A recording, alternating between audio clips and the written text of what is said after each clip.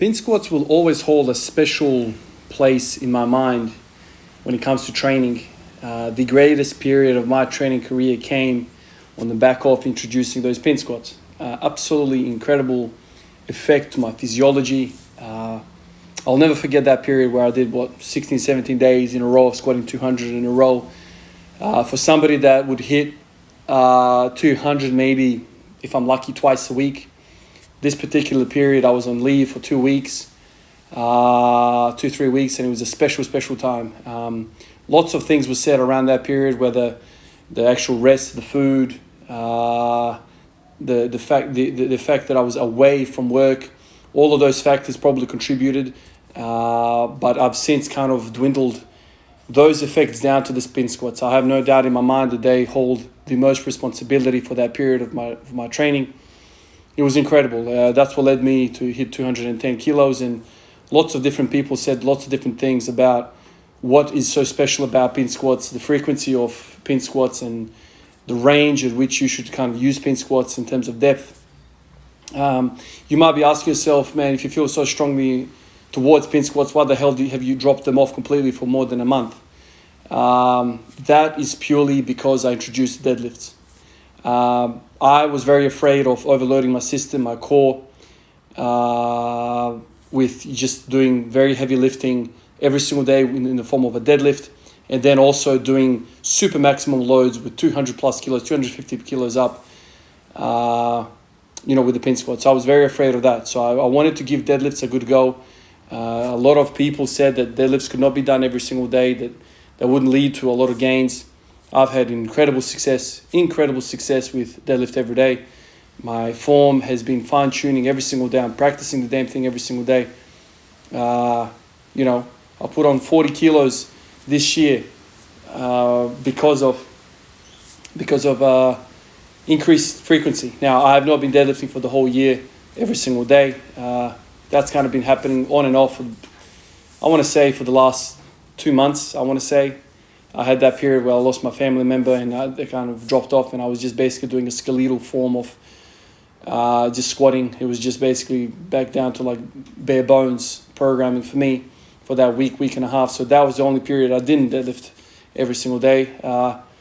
And so I'm kind of convinced that is possible. All those people said, oh, you'll snap your spine, you'll do this, you'll do that. Same kind of thing that people were saying about squat every day. I've kind of dispelled both of those things for me. I have the ability to program it effectively. When I say programming, basically with deadlifting, I don't mess around with reps. That's kind of how I started this. And every time somebody asks me, how should I start squat every day? Should I do 3 sets of 5 every day or 5 sets of 5? I always say, man, stay the hell away from reps for at least 2 or 3 weeks.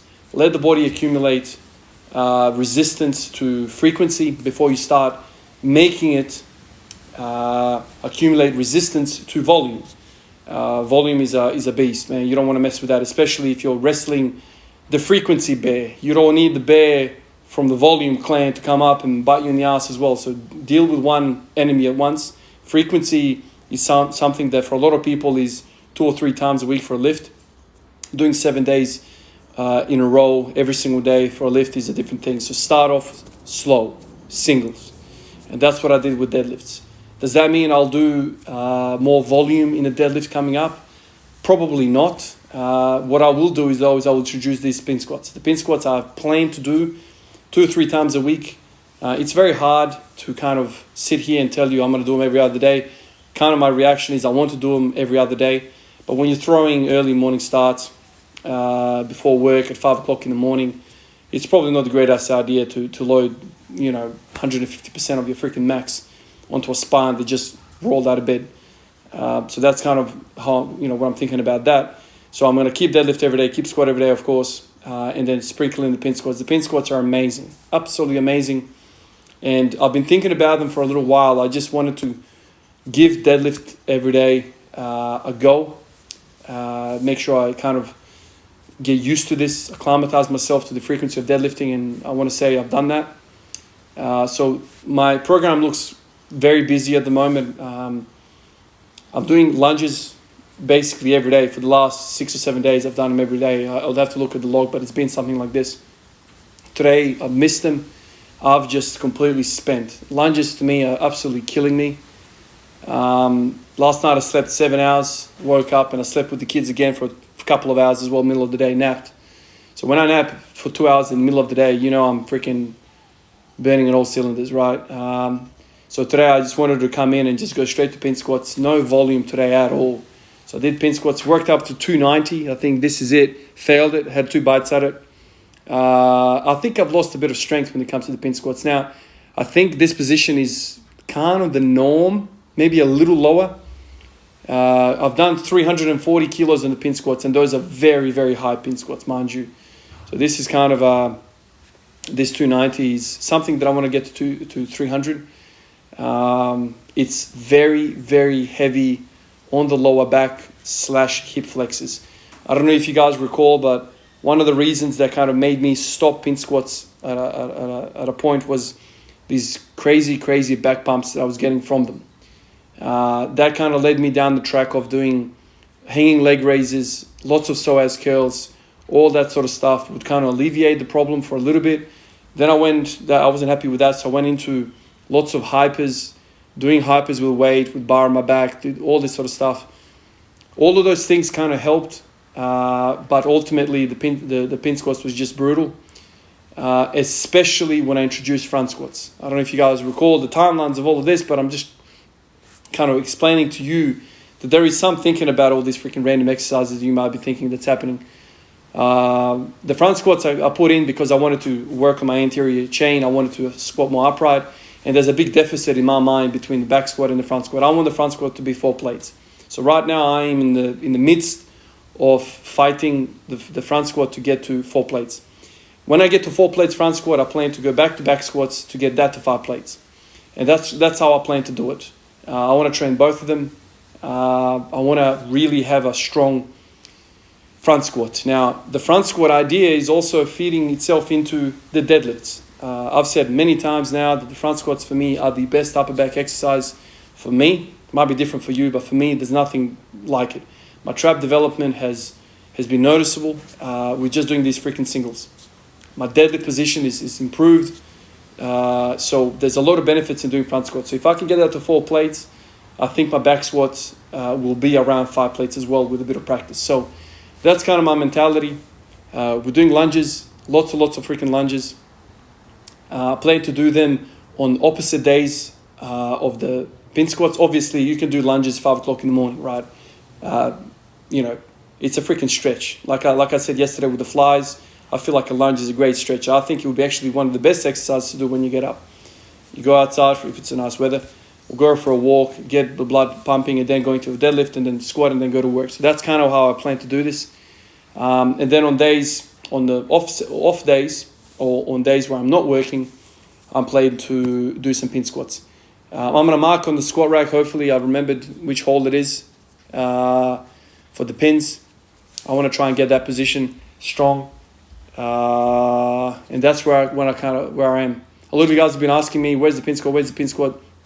I've been trying to reply to everyone to say, is the deadlift, man. I feel like the deadlift is out of all 3 lifts, the deadlift is a lift where you should lift the most if you are normally, kind of normal weight. If you are a 200 kilo lifter, you might have a squat that's actually bigger than your deadlift because of leverages.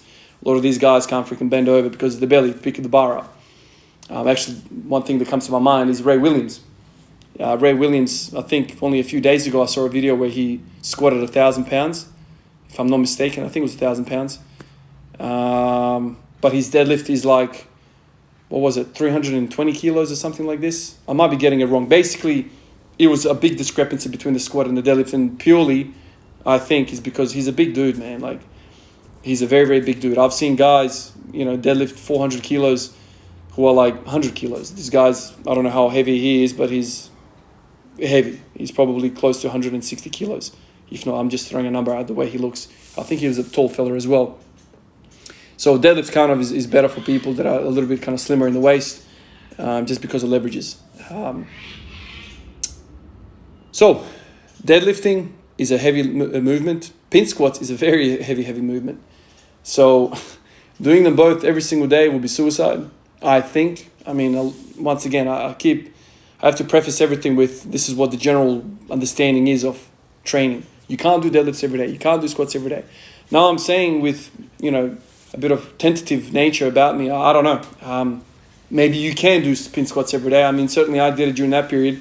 But you have to remember, I wasn't doing deadlifts regularly like I am now. So it's a juggling act, predominantly because, look, man, super maximal loads are super maximal loads. You just saw me try 290 kilos.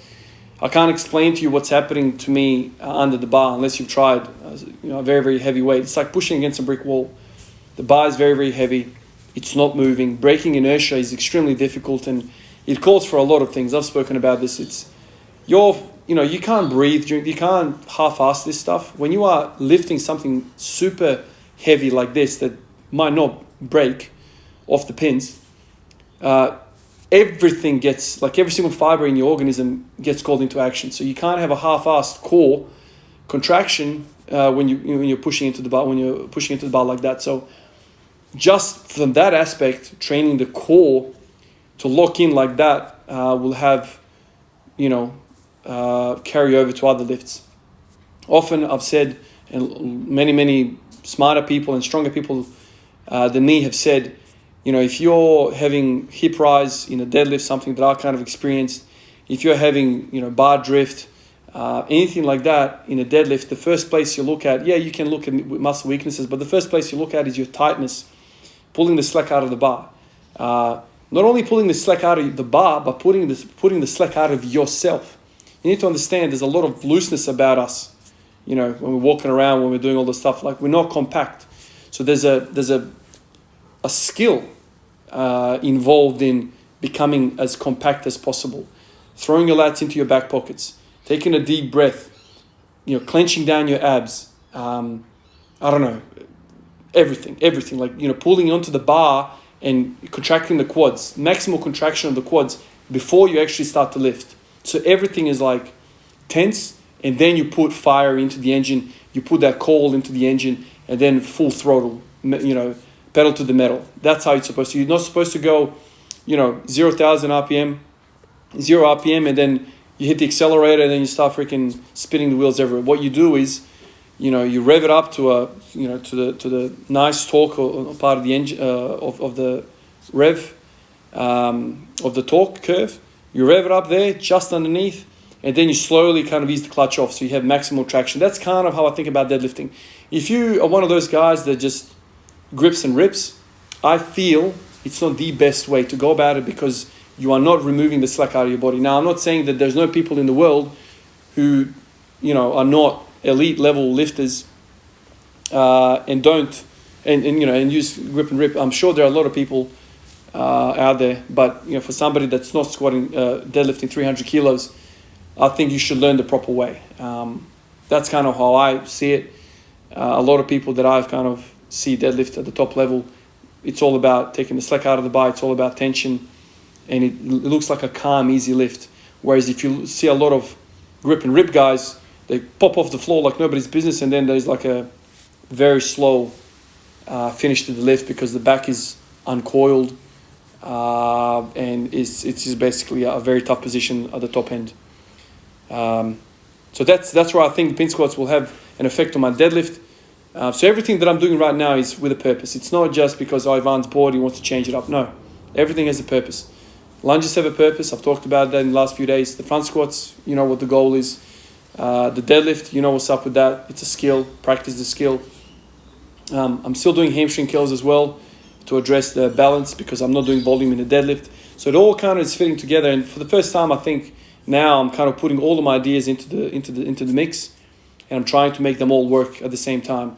It's difficult. It's very, very difficult, and it's very hard to scientifically, plan for everything because there's a long-lasting decay of effects from one exercise, from one block to the next block. So it's very hard to make sense of all of this, but you have to follow your gut feeling. And like I said at the opening of this video, to me, pin squats mark the best time of my training career. That was an incredible moment.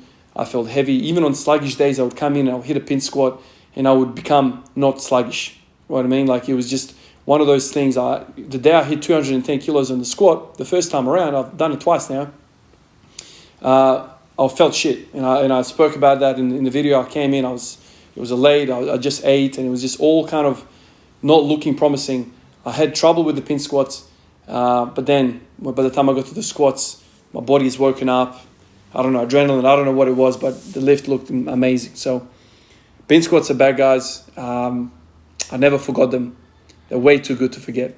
I'll catch you guys in the next one. Peace out.